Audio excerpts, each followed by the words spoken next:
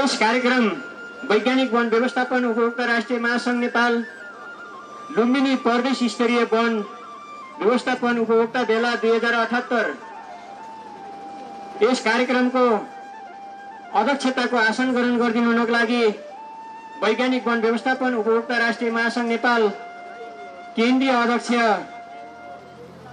श्री रेणु सेनज्यूलाई आजको यस सभ्य भव्य कार्यक्रमको अध्यक्षताको आसन ग्रहण गरिदिनु हुनको लागि हार्दिक अनुरोध गर्दछु। अध्यक्षको अनुमति अनुसार औपचारिक कार्यक्रम अगाडि बढाउने अनुमति माग्दछु। आज यस वैज्ञानिक वन व्यवस्थापन उपभोक्ता राष्ट्रिय महासंघ नेपालले आयोजना गरेको कार्यक्रमको प्रमुख अतिथिको रूपमा लुम्बिनी प्रदेश सभासद तथा प्रमुख सचेतक नेपाली कांग्रेस माननीय श्री फखरुद्दीन खाँज्यूलाई आजको यस कार्यक्रमको प्रमुख अतिथिको आसन ग्रहण गरिदिनु हुनको लागि हार्दिक अनुरोध गर्दछु। त्यसैगरी विशिष्ट अतिथिको रूपमा लुम्बिनी प्रदेश सभासद माननीय श्री सुरेन्द्र हमालज्यूलाई अतिथिको आसन ग्रहण गरिदिनु हुनको लागि हार्दिक अनुरोध गर्दछु। त्यसैगरी मुख्यमन्त्री तथा मन्त्री परिषदको कार्यालय लुम्बिनी प्रदेश सचिव श्री डाक्टर खगेन्द्र सुवेदीज्यूलाई विशिष्ट अतिथिको आसन ग्रहण गरिदिनु हुनको लागि हार्दिक अनुरोध गर्दछु। त्यसैगरी सैना मैना नगरपालिका नगर प्रमुख श्री चित्रबहादुर केसीज्यूलाई विशिष्ट अतिथिको रूपमा आसन ग्रहण गरिदिनु हुनको लागि हार्दिक अनुरोध गर्दछु। त्यसैगरी वन वातावरण तथा भू संरक्षण मन्त्रालय लुम्बिनी प्रदेशका निमित्त सचिव श्री नारायण देव भट्टराईज्यूलाई विशिष्ट अतिथिको रूपमा आसन ग्रहण गरिदिनु हुनको लागि हार्दिक अनुरोध गर्दछु। त्यसैगरी लुम्बिनी प्रदेश वन निर्देशनालयका निमित्त निर्देशक श्री जीवन पगेनीज्यूलाई विशिष्ट अतिथिको रूपमा आसन ग्रहण गरिदिनु हुनको लागि हार्दिक अनुरोध गर्दछु। त्यसैगरी अतिथिको रूपमा डिभिजन वन कार्यालय पाल्पाका डिभिजनल वन अधिकृत श्री दीपक गेवालीज्यूलाई अतिथिको रूपमा आसन ग्रहण गरिदिनु हुनको लागि हार्दिक अनुरोध गर्दछु। त्यसैगरी डिभिजन वन कार्यालय रूपन्देहीका डिभिजनल वन अधिकृत श्री बोधराज सुवेदीज्यूलाई अतिथिको रूपमा आसन ग्रहण गरिदिनु हुनको लागि हार्दिक अनुरोध गर्दछु।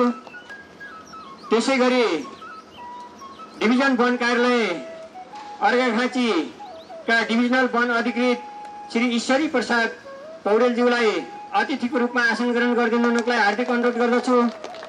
त्यसैगरी डिभिजन वन कार्यालय कपिलवस्तुका डिभिजनल वन अधिकृत श्री विजयराज सुवेदीज्यूलाई अतिथिको रूपमा आसन ग्रहण गरिदिनु हुनको लागि हार्दिक अनुरोध गर्दछु।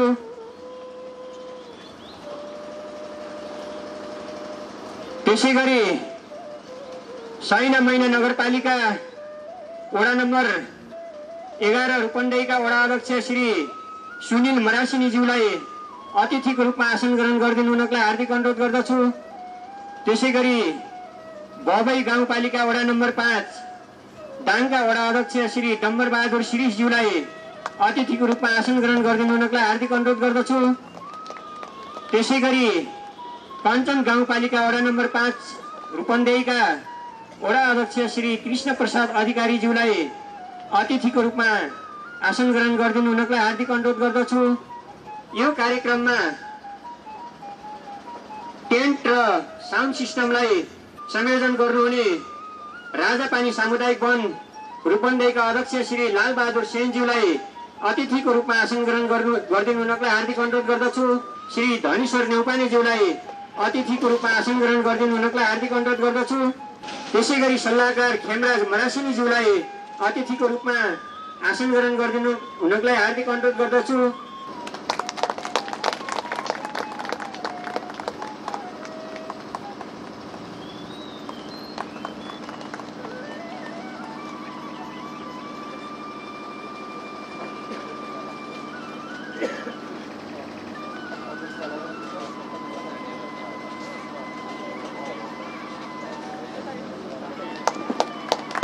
सम्पूर्ण उपस्थितलाई 12वटा जिल्लामध्ये हाम्रा वैज्ञानिक वन व्यवस्थापन लागू भएका सम्पूर्ण जिल्लाबाट 215वटा वैज्ञानिक वन व्यवस्थापन कार्ययोजना तयार भई हामीले कतिपयले काम गरेका छौँ र कतिपयले यस सरकारको पछिल्लो निर्णय अनुसार सो कार्ययोजना अनुसार हामीले काम गर्न पाएका छैनौँ र त्यस्तै गरी 8वटा साझेदारी वनहरू रहेको छ र 2वटा चक्ला वनहरू गरी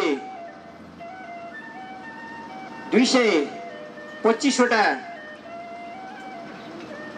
वनहरूमा हाम्रो वैज्ञानिक वन व्यवस्थापन कार्ययोजना अनुसार काम भएको छ र अब हामी हाम्रो कार्यक्रमको शेड्युल अनुसार यस कार्यक्रमलाई उद्घाटन गर्नेछौँ र यस कार्यक्रमलाई उद्घाटन गरिदिनु हुनको लागि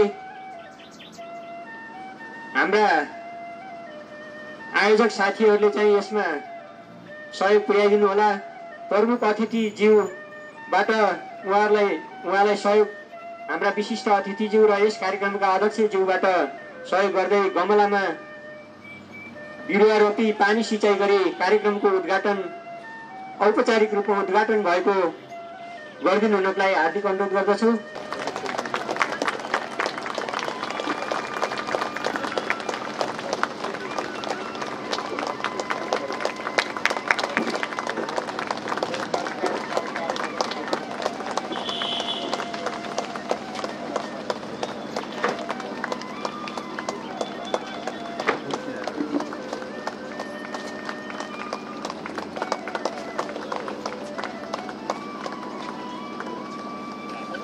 राष्ट्रिय गान बजाई सहयोग गरिदिनु हुनको लागि हार्दिक अनुरोध गर्दछु।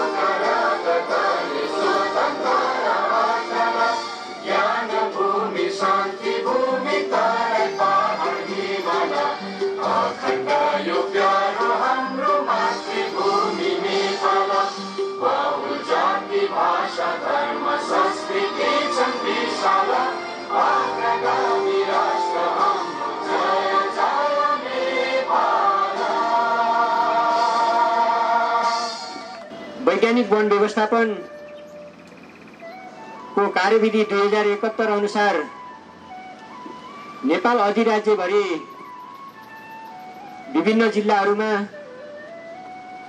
सामुदायिक वन, साझेदारी वन एवं चक्ला वनहरूमा यस्ता किसिमका कार्यक्रमहरू लागू गर्यौं र सोही कार्यविधि अनुसार हामीले वैज्ञानिक वन व्यवस्थापनका कार्ययोजनाहरू तयार गरेर हामीले हाम्रो वनलाई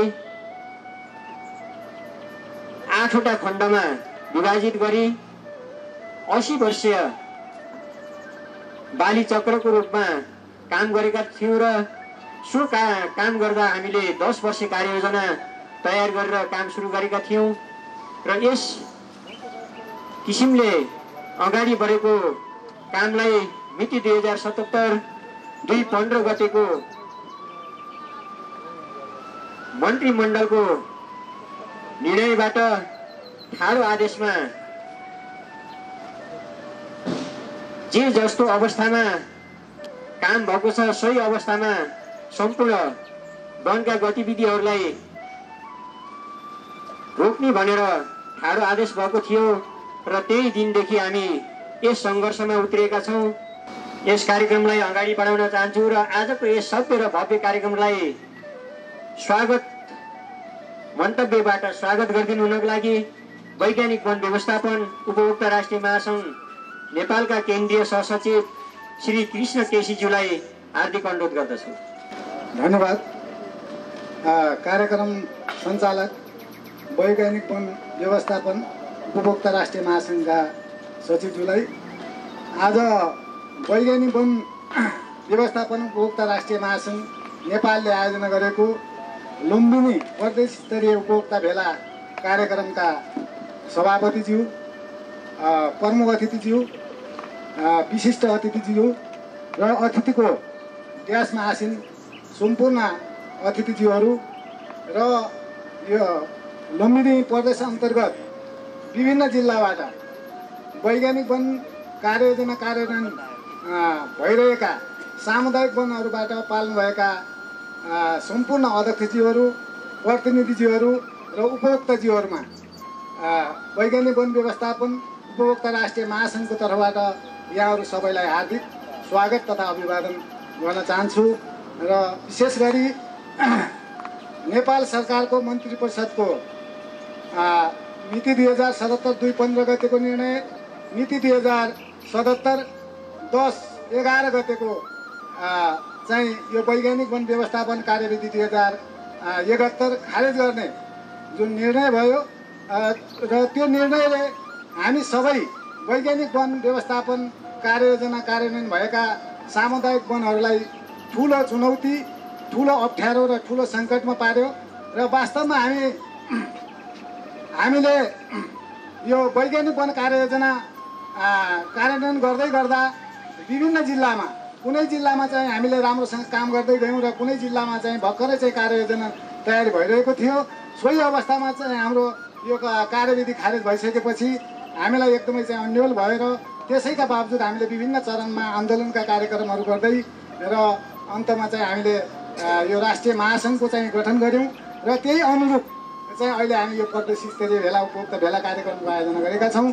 र पक्कै पनि हामीले वैज्ञानिक वन कार्ययोजना कार्यान्वयन गर्दै गर्दा र यसको चाहिँ खारेजी हुँदै गर्दा हाम्रा सामुदायिक वनमा आश्रित विपन्न वर्ग, गरिब, मजदुरहरूको चाहिँ रोजगारी गुमेको छ र समुदायले सामुदायिक वनले लगानी गरेको लाखौँ रुपियाँ चाहिँ त्यसमा चाहिँ खर्च भएको छ र त्यस बापत जुन संरक्षणका कार्यक्रमहरू हामीले गर्नुपर्ने थियो, जुन व्यवस्थापनका कार्यक्रमहरू हामीले गर्नुपर्ने थियो, त्यसमा चाहिँ यो निर्णयले चाहिँ हामीलाई धेरै अवरोध गरेको छ।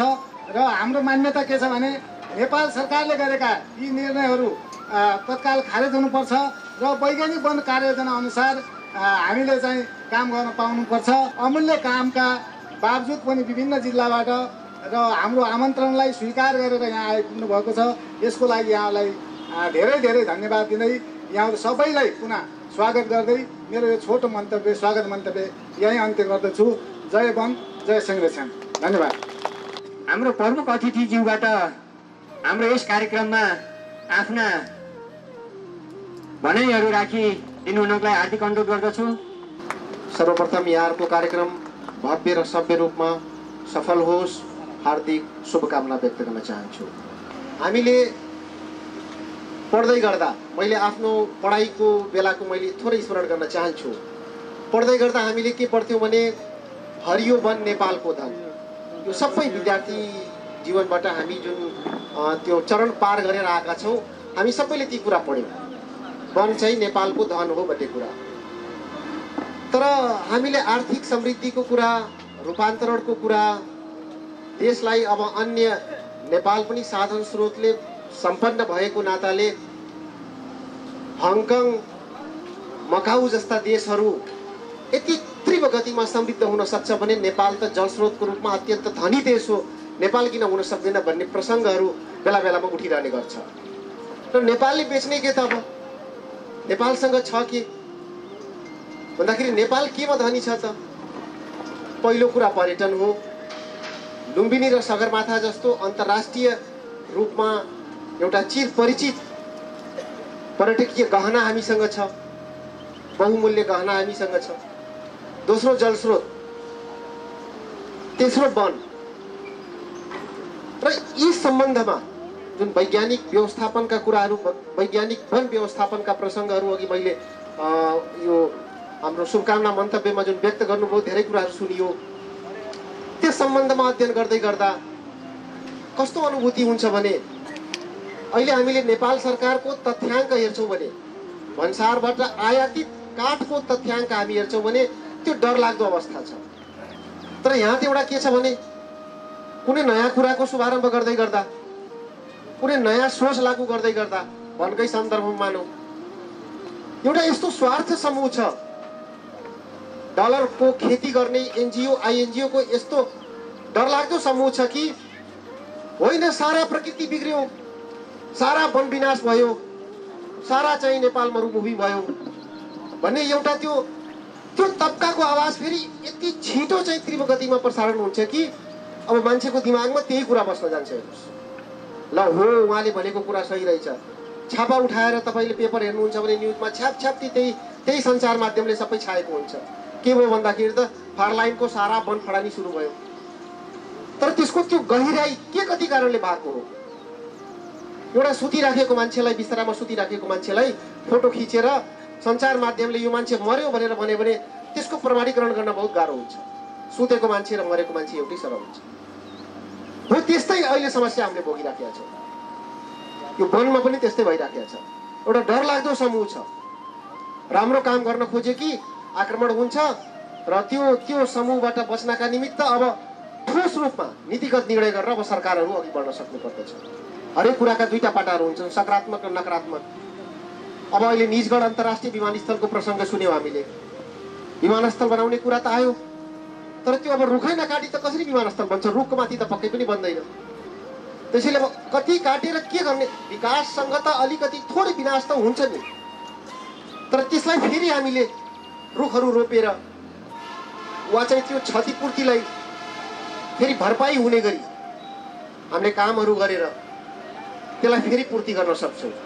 र अब लुम्बिनी प्रदेश सरकारले वनको क्षेत्रमा गर्न सक्ने कुराहरू विज्ञ हजुरहरूसँगको राय परामर्शमा र विज्ञ समूहहरूसँगको पनि राय परामर्शमा आउने दिनमा निश्चय पनि यहाँहरूको पक्षमा सकारात्मक रूपमा अघि बढ्ने कुरा पनि मैले यहाँहरूमा प्रतिबद्धता व्यक्त गर्न चाहन्छु।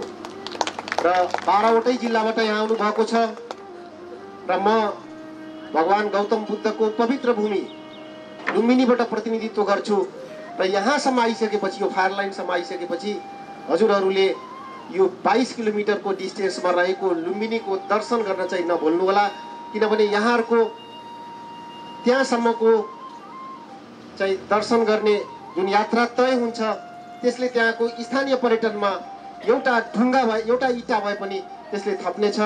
यही आशा र अपेक्षाका साथ यहाँहरूको बसाई सुखमय होस्, मङ्गलमय होस् र दसैँ चलिराखेको छ र दसैँको अवसरमा यहाँहरू सबैमा सुख, शान्ति, समृद्धि, उन्नति र प्रगति सहितको हार्दिक मङ्गलमय शुभकामना व्यक्त गर्दै आफ्ना संक्षिप्त भनाइहरू यही अन्त्य गर्छु। धन्यवाद। जय नेपाल। मन्तव्यकै क्रममा आफ्ना छोटा मिठा शब्दहरूले स्वागत मन्तव्य राखिदिनु हुनको लागि वैज्ञानिक वन व्यवस्थापनको बारेमा केही प्रश्न पारिदिनु हुनको लागि यसै वैज्ञानिक वन व्यवस्थापन महासङ्घ उपभोक्ता राष्ट्रिय महासङ्घ नेपालका उपाध्यक्ष श्री खेमनारायण अधिकारीज्यूलाई हार्दिक अनुरोध गर्दछु। नेपाल सरकारले धेरै लगानीमा, ठुलो लगानीमा वैज्ञानिक वन व्यवस्थापन गर्नुपर्छ भनेर विज्ञहरूको राय र सल्लाह अनुसार मन्त्री परिषदको निर्णयबाटै एउटा कार्यविधि तयार गरेर देशमा वैज्ञानिक वन व्यवस्थापन लागू गर्यो। जसअनुसार यहाँ वैज्ञानिक वन व्यवस्थापन लागू गर्ने हस्ती विज्ञ बेगु साहबहरू पनि यहीँ हुनुहुन्छ। जसरी जुन मिहिनेतले उहाँले एउटा वैज्ञानिक वन व्यवस्थापन अवधान ल्याएर यो आफ्ना जहाँ जहाँ रहनुभयो त्यही जिल्लामा उहाँले विशेष रूपले कार्य सम्पादन गरेर वैज्ञानिक वन व्यवस्थापन यस्तो हो, त्यसरी जानुपर्छ भनेर नीतिगत रूपमा वैज्ञानिक वन व्यवस्थापन सञ्चालन गरियो। केही व्यक्तिले आफ्नो स्वार्थको लागि नचाहिँदो र नराम्रो सन्देश लगेर वन मन्त्रालय, वन मन्त्री र मन्त्रालयमा दस्तावेज दिएर जानुभयो। त्यो दस्तावेज अनुसार मन्त्री परिषदले अध्ययनै नगरी, मैले त भन्छु स्थलगत निरीक्षण गर्दाखेरि पनि हामीलाई औल्याइएका केही कुराहरू हामीले पुग्दा पुनः विचारै नगरिकन मन्त्री परिषदको निर्णयबाट वैज्ञानिक वन व्यवस्थापन कार्यविधि 2071 माथि अंकुश लगाइयो, खारेज गरियो। त्यस कारणले पनि हाम्रो देशको लगानी, हाम्रो लगानीमा धेरै ह्रास आएको छ, धेरै खर्च भएको छ। त्यसलाई उहाँले ध्यान पुर्याउनु भएन। यो किन लागू गरियो र किन हामीले खारेज गर्दैछौँ भनेर सोधिरहँदा जवाब पनि हामीसँग छैन। फेरि अब वैज्ञानिक वन व्यवस्थापन लागू भएका लुम्बिनी प्रदेशका सामुदायिक वनहरू यो बेलाबाट तटस्थ समिति गठन हुन्छ, जसले राष्ट्रिय महासङ्घको एउटा नेतृत्व गर्नुभएको छ। एउटा महिला हुनुहुन्छ रेणु सेनजी, उहाँले धेरै मेहनत गर्नुभएको छ। उहाँलाई साथ दिएर हामी सबैले अब यो वैज्ञानिक वन व्यवस्थापन फिर्ता ल्याउनुपर्छ, कार्यविधि खारेजीको चाहिँ फेरि संशोधन गर्नुपर्छ भन्ने कुरा हामी सबैजना लागौँ। आफ्ना सान्दर्भिक भनाइहरू राखिदिनु हुनको लागि वैज्ञानिक वन व्यवस्थापन उपभोक्ता राष्ट्रिय महासङ्घका वरिष्ठ सल्लाहकार श्री जयप्रकाश पाण्डेज्यूलाई हार्दिक अनुरोध गर्दछु। सुखी नेपाल समृद्ध नेपाली भन्ने जुन चाहिँ नारा छ, त्यो नारासँग जोडिएको जुन विषय छ हाम्रो यो वैज्ञानिक वन व्यवस्थापन। यो व्यवस्थापन भनेकै चिज हो संरक्षण, व्यवस्थापन, सदुपयोग। यो तीनटै बारेमा हाम्रा प्रमुख सचेतकज्यूले छोटकरीमा संक्षिप्त भन्नुभएको छ कि अहिले हामी कुन अवस्थामा छौँ र देश कुन अवस्थामा गएको छ। उहाँले सङ्केत र साङ्केतिक हिसाबले हामीलाई एउटा प्रश्न पार्ने र बुझाउने हिसाबले धेरै चाहिँ व्याख्या गर्नुभएको छ। कुनै यी विषयहरू दोहोरिने हिसाबले म भन्न चाहेको छैन, तर व्यवस्थापन भनेको के हो? यो जनताको अधिकारसँग जोडिएको विषय हो, समृद्धिसँग जोडिएको विषय हो, रोजगारसँग जोडिएको विषय हो। संरक्षण र व्यवस्थापन भनेको यसका मूलभूत चाहिँ त्यो पार्ट हुन्, सिद्धान्त हुन्।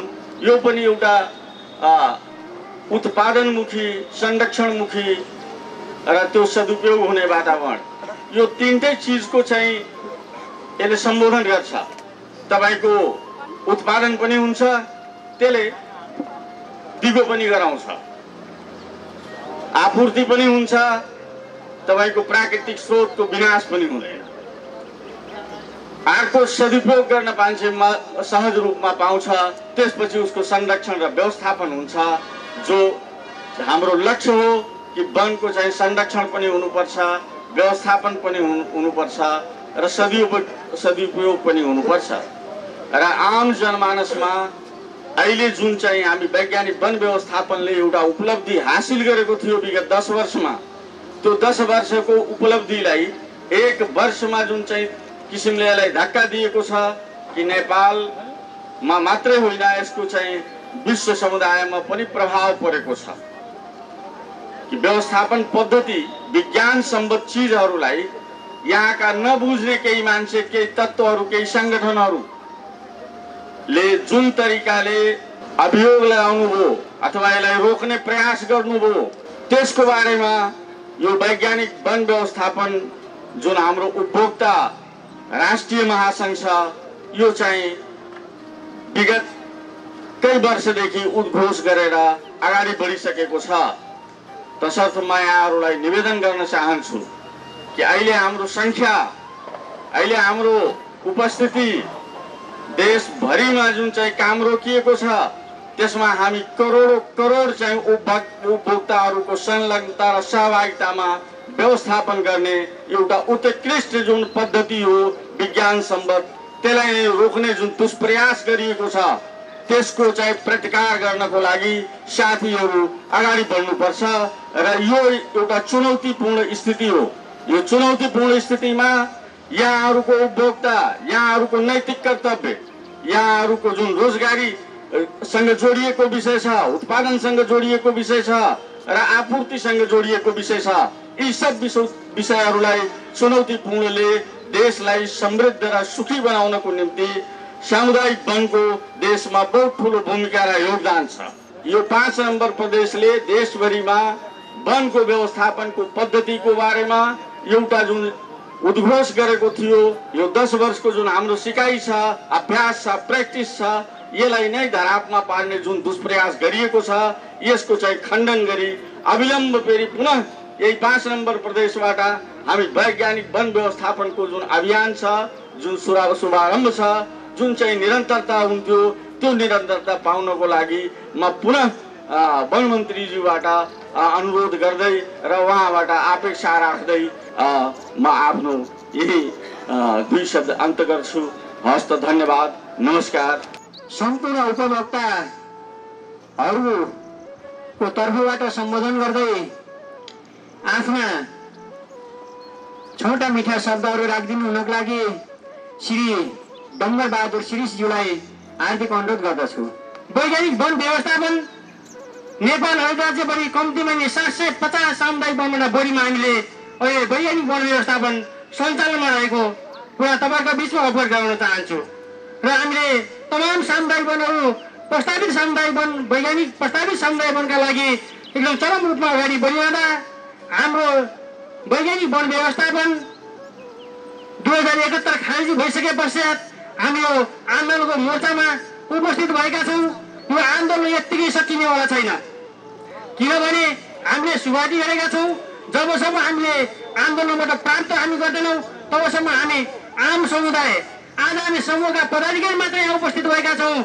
यसले यस्तो रूप दिनेवाला छ जति बेला हामी सडकमा 750 भन्दा बढी सामुदायिक वनका उपभोक्ताहरू सडकमा आएर सरकारले जबसम्म हाम्रो चाहिँ यो वैज्ञानिक वन व्यवस्थापनलाई एउटा मूर्त रूप दिँदैन त्यति बेलासम्म यो आन्दोलन हाम्रो जारी रहनेछ।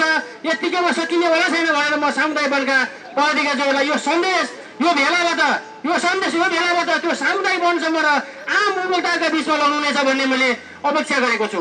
वैज्ञानिक वन व्यवस्थापन जो रुख पातला गरेर व्यवस्थापन गर्ने कुरा हामीले एउटा चाहिँ 80 वर्षको बारी चक्राका रूपमा 80 वर्षीय बारी चक्राका रूपमा प्रत्येक सब कम्पार्टमेन्ट निर्माण गरेर हामीले काम गर्न सुरु गरेका छौँ।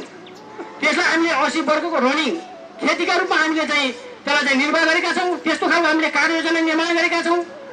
हामीले एउटा मकैको खेती गर्यौँ भने पनि कम्तीमा 3 महिना हामीले मकै हुर्काउँछौँ भने हामीले यो रुखका हिसाबले नेपालको चाहिँ माटोले कतिसम्म चाहिँ रुख उत्पादन गर्छ भने 80 वर्षको पेटमा गर्छ भनेर हामीले सामान्य, हामी त विज्ञ होइनौँ नि, हामी त उपभोक्ता सामुदायिक वन उपभोक्ताको आज पदाधिकारी रूपमा चाहिँ सामुदायिक वन सञ्चालन गरेका छौँ।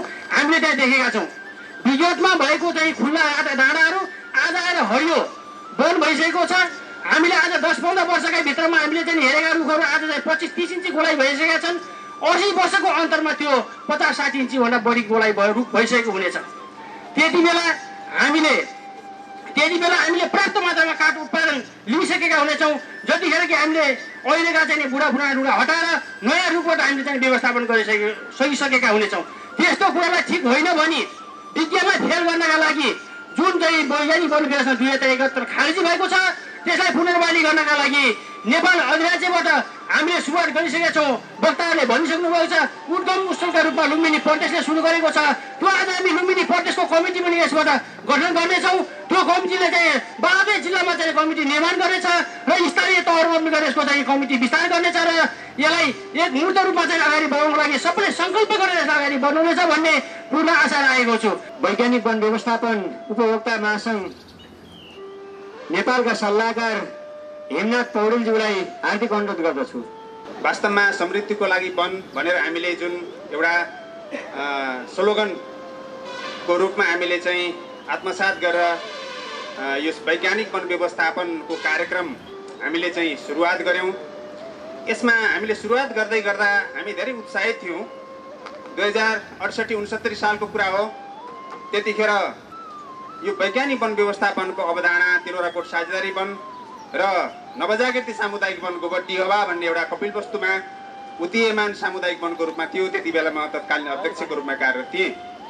त्यतिखेर विजयराज सुवेदी इलाका प्रमुख हुनुहुन्थ्यो र कृष्णप्रसाद पोखरेल हाम्रो डेपु साहब हुनुहुन्थ्यो र हामीले यो वनमा धेरै छत्र घनत्व छ, यसमा उत्पादन हुँदैन, अब थप उत्पादन हुँदैन, हामीले नाति पुस्तालाई के दिने, यी सबै कुहिएर सडेर ठुला भएर यी चाहिँ मकिँदैछन्, यसलाई चाहिँ एउटा विकल्प दिनु पर्यो भनेर मैले चाहिँ एउटा प्रपोजल लिएर गएँ। सरले भन्नुभयो ल यो धेरै राम्रो कुरो ल्याउनु भएको छ। अब यो अवधारणामा हामी छौँ भन्नुभयो। हामी चाहिँ हाम्रो चाहिँ जयप्रकाश पाण्डे सरसँग पनि बस्यौँ र तत्कालै हामीले चाहिँ जिल्लाबाट सिफारिस जिल्ला काठमाडौँ गयौँ। काठमाडौँमा बज्रकिशोर यादव सर त्यतिखेर महानिर्देशक हुनुहुन्थ्यो। उहाँले सोध्नुभयो यो कसले बनाएको कार्यक्रम हो? यो विजयराज सुवेदी सरले बनाएको कार्यक्रम हो सर भने। ल विजयराज सुवेदीले बनाएको भने यो अहिलेको अवधारणा अनुसार धेरै राम्रो छ, यसलाई अगाडि बढाउने भनेर त्यहाँको महाशाखा सामुदायिक महाशाखाको विज्ञ सरलाई चाहिँ भन्नुभयो र हामीले त्यहाँबाट 2069 साल वैशाखको 13 गते, जबकि 71 सालमा तपाईँको चाहिँ यो साझेदारी वन कार्यक्रम निर्देशिका आएको थियो, त्योभन्दा अगाडि हामीले 1 वर्ष अगाडि हामीले चाहिँ त्यो कार्यक्रम ल्यायौँ र यो लागू हुनुभन्दा अगाडि हामीले चाहिँ त्यहाँ काम गरेर देखायौँ। तमाम हामीले काम गरिसकेपछि तमाम राष्ट्रिय फेकोफन जिल्ला फेकोफनको हामीले बैठक गऱ्यौँ। हाम्रो रेणु सेनजी यहाँ हुनुहुन्छ, उहाँ त्यसको साक्षी हुनुहुन्छ। हामीले धेरै कार्यक्रमहरू गऱ्यौँ, पत्रकारहरूलाई ल्यायौँ, वातावरणविदहरूलाई ल्यायौँ। यो धेरै राम्रो छ, यो एकदम असल छ, यसलाई चाहिँ अगाडि बढाउनुपर्छ भन्ने खालको कार्यक्रमहरू भयो र हामीले धेरै चुनौतीहरूको पनि सामना गर्नु पर्यो। त्यतिखेर हाम्रै बिचमा पनि कतिपय मतान्तरहरू भए। होइन यो त अक्सिजन दिने चाहिँ यो चाहिँ रुखहरू हो, यसलाई हरिया रुखहरू त्यसरी काट्न हुँदैन, यो सतत विकास आफै हुन्छ प्राकृतिक वनमा, यो किन गर्नुपर्छ भन्ने यस्ता कुराहरू पनि थिए। हेर्नुहोस्, तर हामीले त्यो चरणमा 68-69 सालमा हामीले त्यो कार्यक्रम सुरुवात गरेका थियौँ। हामीले अहिले हेर्नुहोस् सामुदायिक वनमा एउटा ठुलो बिल्डिङ हामीले खडा गरेका छौँ। त्यहाँ हामीले अहिले पनि हामीले के भन्न चाहिरहेको छौँ भने थोरै केही वनको परिस्थिति अनुसार चाहिँ त्यहाँ अलिकति पुनरुत्पादन नहुने ठाउँहरूमा कतिपय त्यस्ता खालका छन् समस्याहरू, त्यसलाई हल गर्न सकिन्छ र हामीले कति सुशासन गर्न सक्यौँ, कति त्यसको चाहिँ बेनिफिट चाहिँ तल्लो लेभलमा लान सक्यौँ। हामी सङ्घीयताको चाहिँ चरणमा छौँ। तल्लो त समावेशी गर्ने कुराहरूमा यो सामुदायिक वन धेरै अगाडि छ। गरिब, विपन्न, दलित, मधेसी, पिछाडा वर्ग, पछाडि परेको जनसमुदायलाई त्यसको लाभ बाँडफाँड गर्ने सन्दर्भमा यो साझेदारी वन तथा सामुदायिक वनको कार्यक्रम धेरै हदसम्म राम्रो छ। विश्व प्रसाद कोइरालाले भन्नुहुन्थ्यो, जब तपाईँलाई सङ्कट पर्छ त्यो ठाउँमा गएर एक मुठी माटो उठाउनुहोस्, त्यो माटोले जे भन्छ त्यही तपाईँले सङ्कल्प गर्नुहोस् भन्नुभएको थियो। आज सुरेन्द्र हमाल सरले यस सामुदायिक वनमा साझेदारी वनमा आएका तमाम समस्याहरूलाई कसरी हल गर्न सकिन्छ, अब यहाँले चाहिँ राम्रोसँग एकदमै चाहिँ ठन्डा दिमागले आँखा चिम्लेर यहाँले यहाँको माटो उठाउने पर्ने बेला आएको छ। म धेरै कुरा नभनिकन उहाँहरूका गहकिला भनाइहरू सुन्नको लागि हामी आतुर छौँ भन्दै म आफ्ना भनाइहरू यही अन्त गर्न चाहन्छु। हरित अभिवादन, नमस्कार। यस वैज्ञानिक वन व्यवस्थापनको कार्ययोजनालाई नेपालमा कार्यान्वयन गरी अहिले फेरि एउटा विद्रोह समूहले यसलाई खारेज गरेको छ। यो कार्ययोजना नेपालभित्र ल्याउनको लागि आफ्नो अहोरात्र रात दिन नभनी लाग्नुभएका हाम्रा वन प्राविधिक श्री विजयराज सुवेदीज्यूलाई वनको बारेमा प्रश्न पारिदिनुको लागि हार्दिक अनुरोध गर्दछु। यो वैज्ञानिक वन व्यवस्थापन कार्यक्रम 2068 सालबाट तिलरकोट साझेदारी वनबाट सुरु गरिएको कुरा अघि नै आइहाल्यो। त्योभन्दा पहिला हामी के गर्थ्यौँ भन्ने कुरा अलिकति म चाहिँ राख्न चाहन्छु। यो वैज्ञानिक वन व्यवस्थापन कार्यक्रम आउनुभन्दा पहिला हामीले दिगो वन व्यवस्थापन भनेर चाहिँ काम गर्दै आइराखेका थियौँ र त्यो दिगो वन व्यवस्थापनमा हामीले के गर्थ्यौँ भन्दाखेरि वनमा रहेका रुखहरू नापेर कति काठ छ त्यसलाई हामीले मौजदात भन्छौँ, त्यो काठलाई नाप्ने अनि त्यसमा चाहिँ वार्षिक वृद्धि दर 1% अथवा 0.5% हुन्छ भन्ने मानेर हामीले चाहिँ वर्षमा यति मात्रामा काठ दाउरा कटान गर्ने भनेर हामीले निर्धारण गर्थ्यौँ र त्यो निर्धारण गरेको आधारहरूमा हामीले ढलेका, सुकेका र ज्यादै बुढा रुखहरू निकाल्ने गर्थ्यौँ। त्यो यो सबै यहाँहरूले गरिरहनु भएको कुरो छ, जम्मैलाई थाहा छ। अब यसो गर्दा हामीले करिब 20-25 वर्ष नै बितायौँ त्यसै गर्दै र त्यसबाट के देखियो भन्दाखेरि वनमा एउटा पनि बिरुवा उम्रे पनि एउटा पनि पढेन। त्यसको उदाहरण यही गएर यही हाइवेको जङ्गलमा अथवा कहीँ नेपालभरिको वनमा हेर्न सक्नुहुन्छ। घना वनभित्र मुनि छानी 1 घन्टा रुख काटेर बिरुवा उम्रिँदैन, किनभने बिरुवा उम्रन र हुर्काउनको लागि प्रशस्त मात्रामा प्रकाशको आवश्यकता पर्छ। त्यो प्रकाश नपुगिकन उम्रदैन, हुर्कदैन, त्यही नै भएको हो। अहिले पनि हामीले वन व्यवस्थापन नगरेको वनमा बिरुवा छैन, रुख मात्रै छन्। अब यसको नतिजा के भयो त भन्दाखेरि वनमा रुखको सङ्ख्या घट्दै गयो। त्यसमा पनि हामीले चाहिँ चाहिने जातका रुखहरू मात्रै काट्ने गर्नाले हाम्रो वनमा अरू कम भ्यालु भएका रुखहरूको मात्रा बढ्दै गयो। त्यो भने पाजी, सुन्दुरे, बोडधैरो यस्तै खालका प्रजातिहरूको बाहुल्यता बढ्दै गयो र चाहिँ सालको बाहुल्यता घट्दै गएको छ। अब यहाँ यो लुम्बिनी प्रदेशको वनभन्दा पनि अझ पूर्वतिर हामीले के अरे 2 नम्बर प्रदेशको वनहरू हेर्ने हो भने त्यहाँ सालका रुख कम, सालको जङ्गलमा यही सिन्दुरे, बाजी, अस्ना, कर्बाका रुखहरू बढी भएको छ। यो किन गयो भन्दाखेरि हाम्रो उता कार्ययोजनाले के गरिदियो, त्यो चाहिँ साइन्टिफिक थिएन अथवा विज्ञान सम्मत नभएको कारणले गर्दाखेरि हामीले परिमाण तोक्यौँ। काट्ने बेला कस्तो काट्यौँ भन्दाखेरि जुन हामीलाई चाहिन्छ त्यही काट्यौँ, जङ्गलमा नचाहिने चिज मात्रै रह्यो। र फेरि साल र सालसँग मिसिएका प्रजातिहरूमा के हुन्छ भन्दाखेरि अन्य प्रजातिका बिरुवाहरू छायामा पनि हुर्किने हुन्छ, सालको बिरुवा चाहिँ घाममा हुर्किने हुन्छ। अनि हामीले चाहिँ अरू प्रजातिको झाडी बढाइदिएपछि सालको बिरुवा सकिँदै गयो, यो किसिमको आयो। र त्यसरी काम गर्दै जाँदाखेरि हाम्रो वन एकातिर बुढो हुँदै गयो, काठसाउराको उत्पादन पनि ज्यादै कम भयो। अनि बिस्तारै हामीले बाहिरबाट चाहिँ काठ इम्पोर्ट गर्न थाल्यौँ। हामीले अहिले पनि काठ ल्याइराखेका छौँ। त्यस हिसाबले हाम्रो व्यवस्थामा राम्रो भएन भन्ने हिसाबमा 68 सालमा खास गरेर वन विज्ञानमा आधारित, वन विज्ञानमा चाहिँ हामी वनका विद्यार्थीहरूले जे पढेर आएका थियौँ त्यो कुरा हामीले त्यही अनुसारको हुनुपर्छ, गर्नुपर्छ भनेर चाहिँ सुरुवात गरिएको थियो। त्यो सुरुवात गर्ने बेलाका कुराहरूमा त ज्यादै कठिन पनि थियो। अनि सुरु गरिसकेपछि त्यसको नतिजा राम्रो आयो। राम्रो आइसकेपछि 71 सालमा हामीले कार्यविधि बनायौँ र त्यो कार्यविधिको आधारमा अहिले देशैभरि फैलियो। अहिले 765 भन्दा बढी सामुदायिक वनहरूमा, 33 भन्दा बढी साझेदारी वनहरूमा, चक्ला वनहरूमा गरेर थुप्रै ठाउँमा छ र थुप्रो माग पनि छ। रिजल्ट पनि एकदम राम्रो आएको छ। मैले यो तिलराकोट साझेदारी वनमा फुटबल ग्राउन्ड थियो वास्तवमा। त्यो काम गर्ने बेलामा त्यहाँ साइकल कुद्थे, ट्र्याक्टर कुद्थे। त्यो ठाउँमा घना जङ्गल बनिएको छ। अहिले म आफै हेर्दाखेरि म दङ्ग परेको छु। अहिले फेरि म त्यही ठाउँमा डेफो भएर आएको छु। म चाहिँ 10 वर्ष अगाडि त्यहाँ सुरु गरेको त्यो चौर अहिले घना जङ्गल भएछ भनेपछि हाम्रो चाहिँ वन पैदावार पनि उत्पादन भयो, जङ्गल पनि राम्रो भयो। त्यसै राम्रो भयो भने सबै राम्रो देखिरहेछ। अब नराम्रो के भन्ने कुरा आयो। अनि एउटा प्रसङ्ग म जोड्न चाहन्छु। यो कार्यक्रम सुरु हुने बित्तिकै यसमा विवाद सुरु भयो। केमा भनेपछि दिगो हो कि वैज्ञानिक हो भन्नेमा सुरु भयो। पहिला गरेको अनुसारको मैले एउटा कसरी गरिन्थ्यो भन्ने पनि भने त्यसलाई दिगो भनिदिए आएको थियो। पछि हामीले गरेको कुरालाई हामीले वैज्ञानिक भन्यौँ। खास गरेर यो वन विज्ञानमा आधारित भावनाले वैज्ञानिक भनियो। शुभकामना मन्तव्य दिने क्रममा हाम्रो बोर्दियाबाट समग्र बोर्दियाका 27वटा सामुदायिक वनको प्रतिनिधित्व गर्दै सहमति सामुदायिक वन उपभोक्ता समूहका अध्यक्ष गङ्गाराम पाठकज्यूलाई आफ्ना छोटा मिठा मन्तव्यहरू राखिदिनु हुनलाई हार्दिक अनुरोध गर्दछु।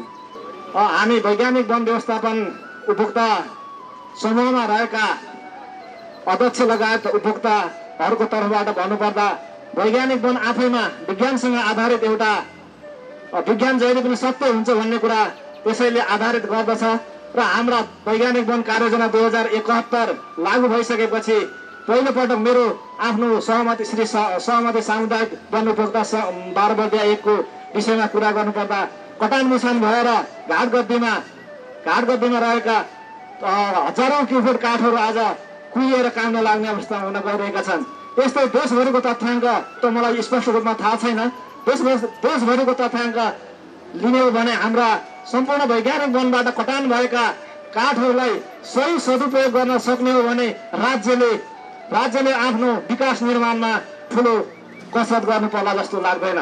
मेरो व्यक्तिगत विचारमा भन्नुपर्दा जमिन र जङ्गललाई सदुपयोग गर्न सकियो भने राज्य समृद्धि हुन खासै ठुलो समय लाग्ला जस्तो लाग्दैन। जल र जमिनलाई हामी थाँती राख्दौँ, जङ्गलको कुरा गऱ्यौँ भने जङ्गलले वास्तवमा देशको समृद्धिमा ठुलो टेवा पुर्याउँछ। एउटा ओडामा कुनै पनि एउटा सामुदायिक वन रहेकै छ। त्यो सामुदायिक वनलाई सही तरिकाले सदुपयोग गर्न सक्ने भने राज्यले त्यसमा बजेट विनियोजन गर्न आवश्यक पर्ला जस्तो लाग्दैन। हामीले त्यस्ता वनहरूलाई हामीले हाम्रो बेरोजगारीलाई पनि घटाउन सक्छौँ, राज्यको हाम्रा गरिबीलाई पनि निर्मूल गर्न सक्छौँ र हामीले रोजीरोटी एउटा निमुखा जनताहरूको रोजीरोटीको व्यवस्थापन गर्न सक्छौँ। तसर्थ यहाँ म धेरै समय लिन चाहन्न किनभने समय एकदमै कम छ, टाढाबाट पाल्नु भएको छ।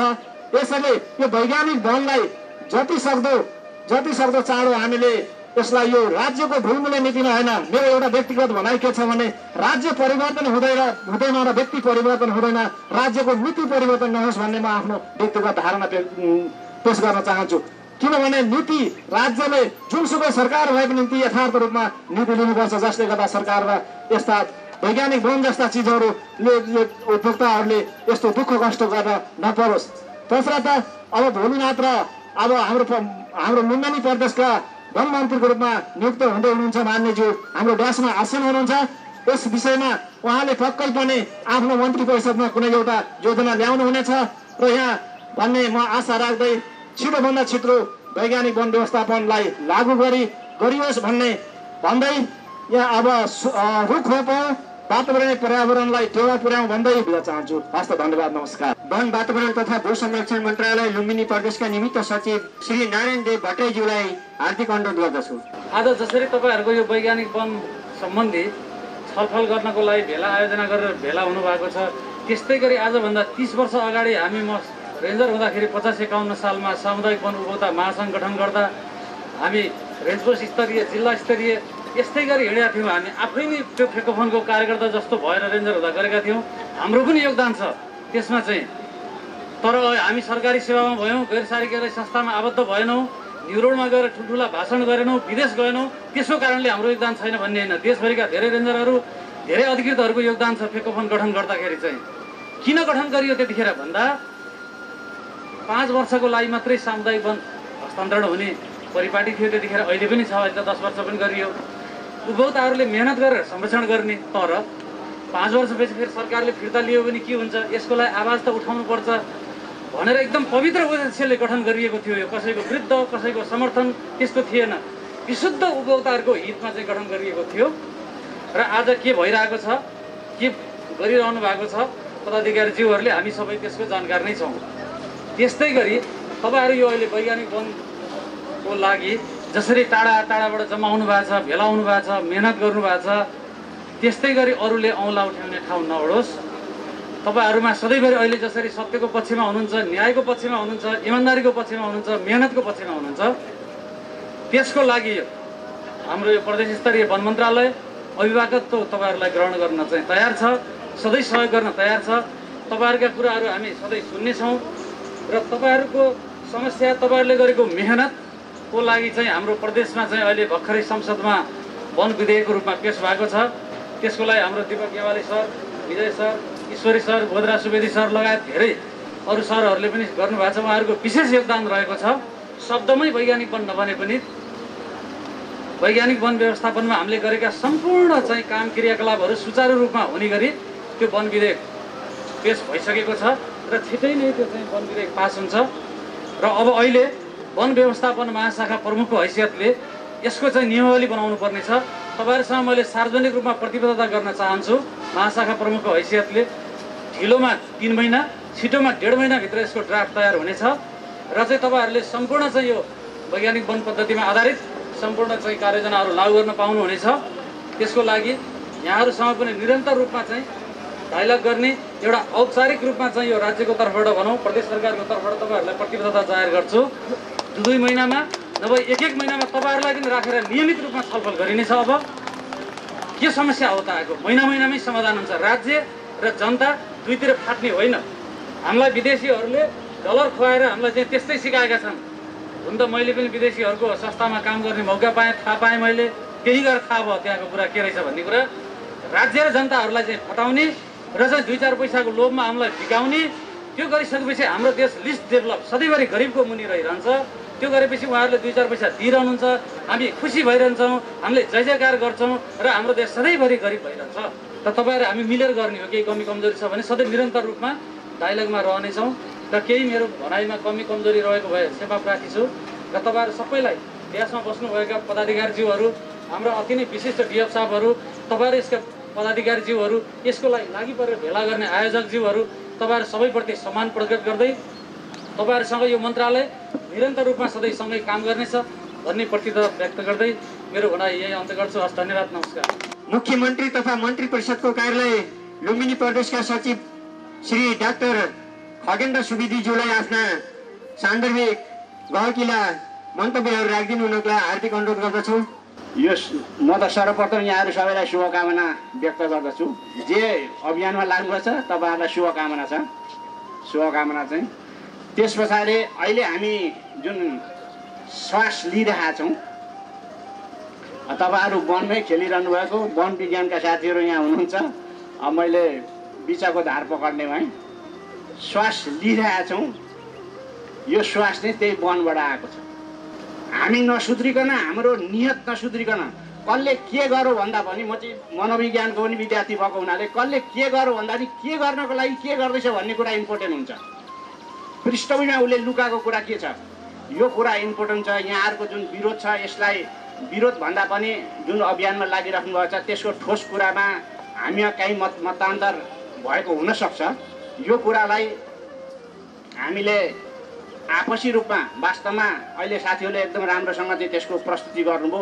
हामीले बसेरै टेक्निकल्ली बसेर र उपभोक्ता समितिहरू बसेर बिचमा बसेर यसका खास समस्याहरू के हुन् ती समस्याहरूको निरूपण गरेर जानुहुन्छ। अब भोलि हामीले गर्ने कुरामा म मुख्यमन्त्री कार्यालयको हैसियतमा त्यहाँ जुन काम गरिरहेको छु त्यो हिसाबले पनि हामीले कोअर्डिनेसन गर्ने कुराहरू गर्ने नै छौँ र यहाँ भएका कुराहरू मैले त्यो सम्प्रेषण गर्ने पनि छु त्यहाँ त्यसलाई। तर हामीले निराकरण भनेको बसेरै छलफल गर्नुपर्ने हुन्छ, सानो टिममै बसेर कुरा गर्नुपर्ने हुन्छ। त्यो कुरालाई चाहिँ हामीले व्यवस्थित गरेर लैजानुपर्छ भन्ने मलाई लाग्छ। अब हामी यो खुल्ला सत्रको अन्तिममा आएका छौँ र म सम्पूर्ण उपभोक्ताज्यूहरूलाई यत्र तत्र छरिएर बाहिर जानुभएको छ भने हाम्रो यस प्राङ्गणमा आइदिनु हुनलाई हार्दिक अनुरोध गर्दछु। अन्तिम वक्ताको रूपमा लुम्बिनी प्रदेश सभासद माननीय सुरेन्द्र हमालज्यूलाई आफ्ना गहकिला शब्दहरू मन्तव्यहरू राखिदिनु हुनुको लागि हार्दिक अनुरोध गर्दछु। सर्वप्रथम त यहाँहरूलाई शुभकामना छ। यहाँहरूको साधारण सभा छ। यहाँहरूले के नीति र नियमहरू पास गर्नुहुनेछ। यहाँहरूले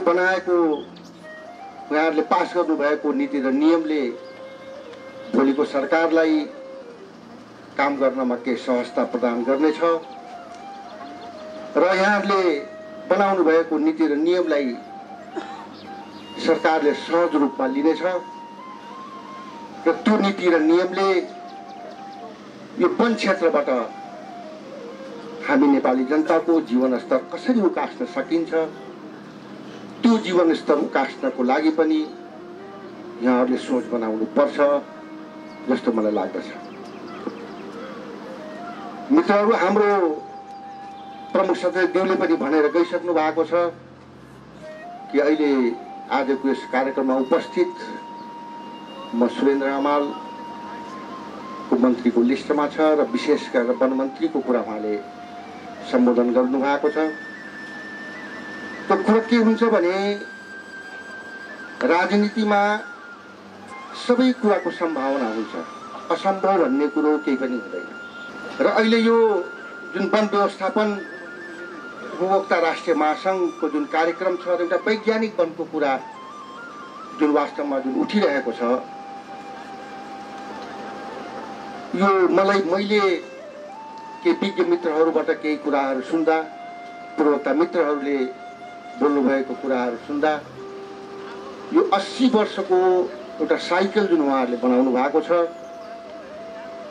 त्यो मलाई पनि चित्त बुझेको जस्तो लाग्छ।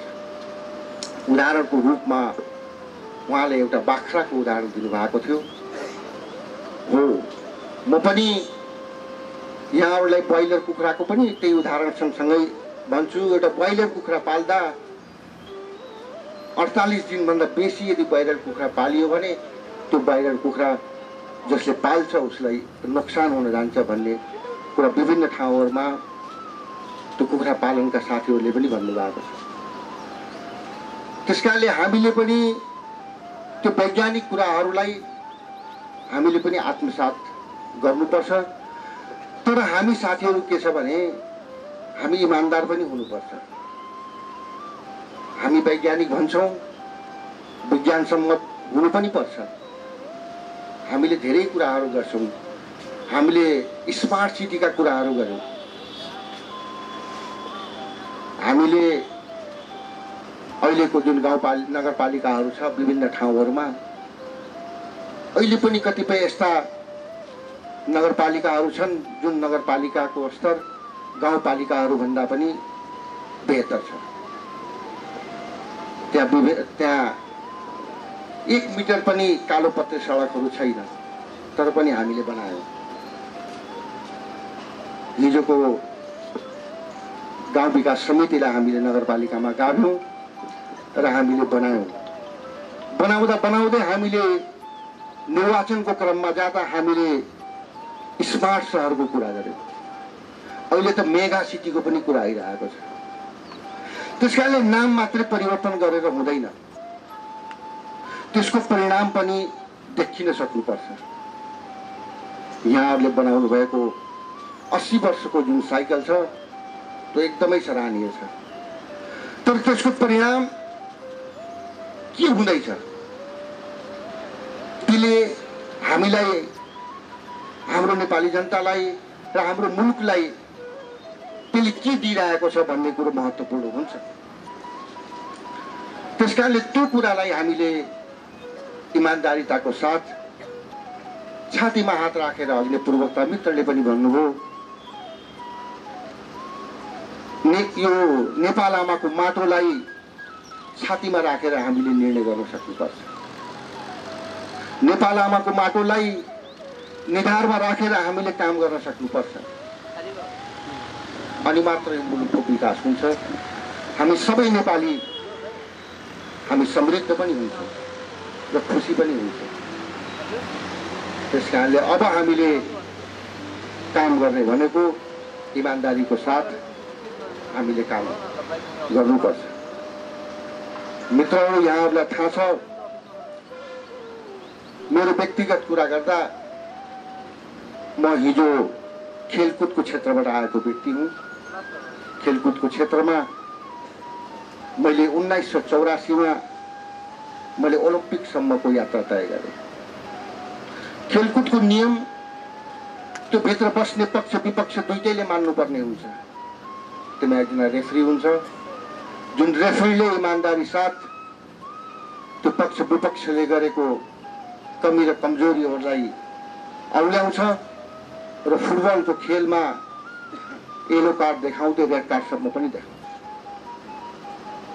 र त्यो गेम, जुन गेमले 90 मिनटमा त्यसको रिजल्ट आउँछ। त्यसकारणले खेलकुद क्षेत्रमा लाग्ने व्यक्तिहरू जहिले पनि रिजल्ट ओरिएन्टेड हुन्छन्।